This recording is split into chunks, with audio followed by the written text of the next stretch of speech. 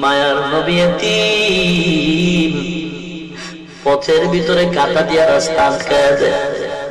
নবীর আদরে চাচা আবু তালেব কওমের লোকেরা গিয়া বিচার দিল, হে আবু তালেব, তোমার ভাতিজারে সাবধান করো, বেশি কথা বলে, আমাদের ধর্মের বিরুদ্ধে কথা কয়। আবু তালেব আমার মায়ের নবীরে ডাকলেন, ভাতিজা, তুমি কেন আমাদের ধর্মের বিরুদ্ধে কথা বলো রে ভাতিজা, সাবধান, কেন তুমি আমাদের ধর্মের বিরুদ্ধে কথা বলো, জবাব দাও। মায়ার নবী চুপ হয়ে দাঁড়িয়ে কান্না শুরু করলেন।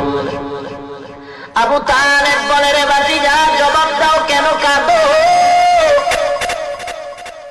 মায়ার নবী দেখে বলেন, চাচা, কোনো জবাব আমার হাতে নাই, কারণ আমার চিন্তা আমার আল্লাহ পাঠাইছেন হকের আওয়াজ দিব, বাতিলের সাথে মোকাবেলা করব, অন্যায়ের প্রতিবাদ করা আমার দায়িত্ব রে চাচা, কি জবাব দিব? জবাব আমার হাতে নাই। আবু তালিব বলে, রে ভাতিজা, যাও যাও, আমি আবু তালিব চালে সুরে দিলাম, তোমার কাজ তুমি চালাও, একটা ফুলের টোকা তোমার শরীরে আমি আবু তালেব বেঁচে থাকতে লাগতে দিব না। নবীর উম্মত, আল্লাহর নবী বলেন, হে উম্মত, দুটো জিনিস আমি তোমাদের মাঝে রেখে গেলাম, ভালো করে ধরো, যদি ধরে রাখতে পারো কোনো ভয় নাই, কোনো চিন্তা নাই, মুনাফিকের দল তোমার ঈমান কেড়ে নিতে পারবে না।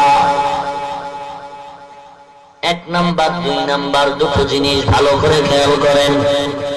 মায়ার নবীর হাদিস পড়েছি খুতবায়, আবার পড়ি, খেয়াল করবেন।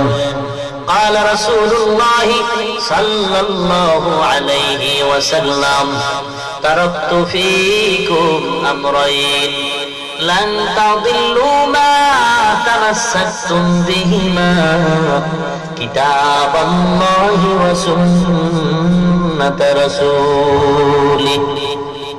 দুটো জিনিস রেখে গেলাম, ধরে নাও, কোনো ভয় নাই।